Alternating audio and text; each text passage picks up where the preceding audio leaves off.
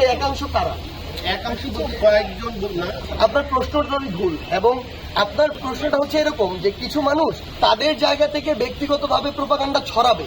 কারণটা হচ্ছে এই যে নতুন একটা শক্তি আসতে যাচ্ছে, এটাকে সবাই স্বাগত জানাবে না। আওয়ামী লীগ যেমন জানাবে না, তার যেমন দোসর জানাবে না, আরো কিছু মানুষ আছে যারা জানাবে না। তারা তাদের জায়গা থেকে বিভিন্ন প্রোপাগান্ডা ছড়ায়, এটা বিভিন্ন টাকা ব্যবহার করে, বিভিন্ন উৎস ব্যবহার করে, এবং ওই প্রোপাগান্ডাকে আপনি যখন কনক্রিট ধরে আপনার প্রশ্নটা এরকম হয়, তখন এই প্রশ্নটা একদম ভ্যালিডিটি থাকে না। আমরা আমাদের জায়গা থেকে স্পষ্ট করে একটা জিনিস বলি, মত যেখান থেকে আসুক, ডিসিশন সবার সমন্বয় হবে। এটা হবে বলেই আমাদের এই যে রাজনৈতিক দল, এই রাজনৈতিক দলের যে সামনে যে চাওয়া পাওয়া আকাঙ্ক্ষা, এটাকে সামনে নিয়ে আমরা কাজ করে যেতে পারবো।